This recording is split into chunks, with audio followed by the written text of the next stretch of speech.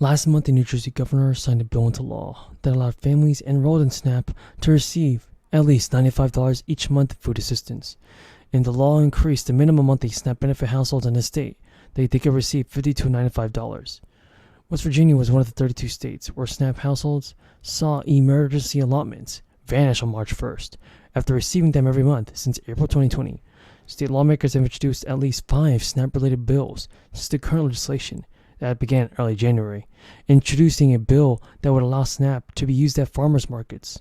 While those who rely on SNAP benefits were greatly impacted as their food budgets were suddenly slashed, the move could also hurt the economy in other ways.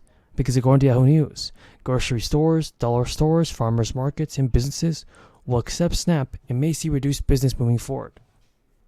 So while the food cuts would affect millions of farmers and grocery stores and retailers, the other proposed restrictions in the works that could also hurt these businesses, which typically operate at low profit margins.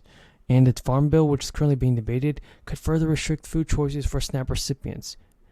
Right now, SNAP recipients can use their card to purchase a wide range of fresh, frozen, and processed foods, and the bill could restrict them from doing that even more. So folks, I do believe that Joe Biden must do more for the American people in sending out stimulus payments. Hey everybody, welcome back to my channel. So we have a lot of news to go over in today's update. First of all, I need you to know this. Nancy Pelosi says that the House of Representatives is working hard to pass the infrastructure bills before October 1st. And remember folks, President Biden wants to do several things on infrastructure. He wants to do something called social infrastructure, which might include the expansion of the child tax credit payments, as well as an increase to the Social Security benefits. So you guys have to stay until the end of this video to see what President Biden is saying surrounding the fourth stimulus check. And don't forget to subscribe to my channel. We have more bills to come. At the start of all this, we had 2 bills which were about emergencies, the first 2 bills. And the emergency isn't over, but the focus was on those 2 bills. Now we're mitigating for the damage of it all to the health and to the livelihood of the American people. And share this video with your friends and family. So as I said folks, Nancy Pelosi said on Saturday that the lower chamber is hard at work to pass both a bipartisan infrastructure bill and a larger Democratic-backed spending package by October 1st. Pelosi said that the Build Back Better plan laid out by President Biden has a broad and bipartisan level of public support. She also stated that the $3.5 trillion price tag for the bigger infrastructure package will remain a top-line number for the bill. Let's not forget folks, this infrastructure bill might include child care, home health care, and paid family leave, as well as medical leave. So President Biden could send out the fourth stimulus check inside of this infrastructure bill. And according to Pelosi, she told reporters that the president has been clear. This is the number that will honor his vision to build back better.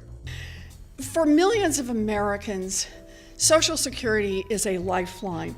Nearly 2/3 of all seniors depend on it for most of their income. It keeps 15 million people out of poverty. And for millions of people who suffer accidents, who get sick, Social Security disability insurance. And the $3.5 trillion is a number that has been agreed to in the Senate and is now before us in the House. Early this month, the Senate did pass a $1 trillion bipartisan infrastructure measure with support from both sides of the aisle. This piece of legislation allocated money for more traditional infrastructure like updates to electrical grids, water systems, and air, as well as public transit. Following the bill's passage in the upper chamber, the Senate also passed a $3.5 trillion budget resolution. And that's a move that paves the way for Democrats to pass their larger spending package without GOP support, bypassing a legislative filibuster.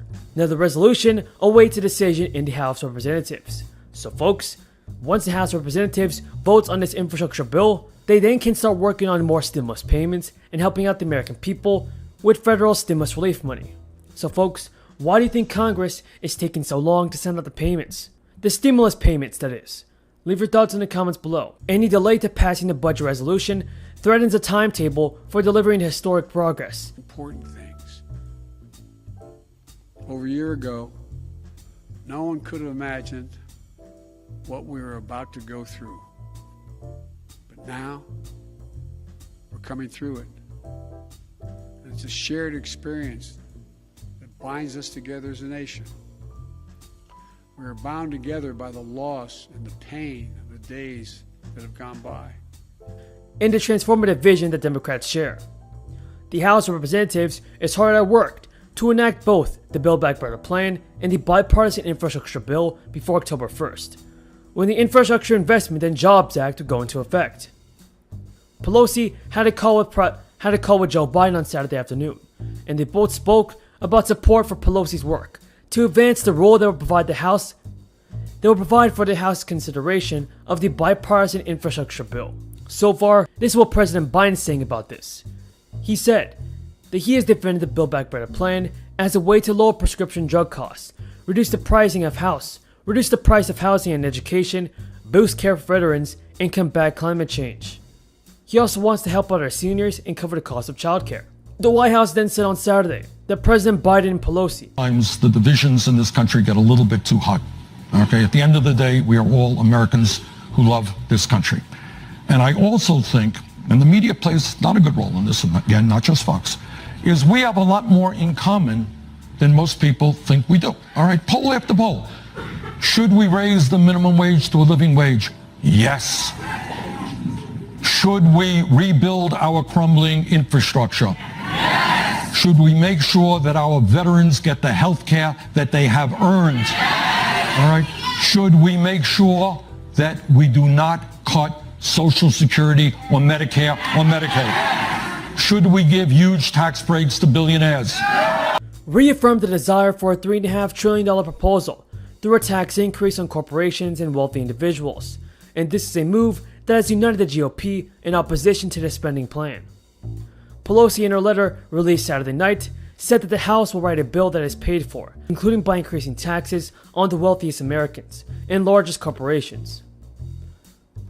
Now, Josh Gottheimer, a moderate House Democrat, has threatened to block the $3.5 trillion budget resolution, and the U.S. Chamber of Commerce and other prominent businesses are rallying behind these lawmakers, who have called on Pelosi to immediately convene a vote on a Senate-passed bipartisan infrastructure bill, without the larger reconciliation package. I know that a lot of you guys have not received any child tax credit payments, so here's what I want you to know.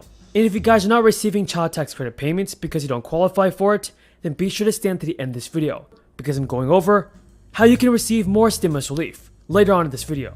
Now, the enhanced child tax credit captured America's attention this summer, as millions of families began receiving payments. But Congress also boosted a lesser-known write-off this year for working families, the Child Independent Care Tax Credit. Often conflated with the Child Tax Credit, the Child Independent Care Tax Credits offer working parents a boost at tax time to help cover the costs for children under the age of 13. Now, previously, families could claim up to $3,000 in expenses per dependent for a maximum of $6,000.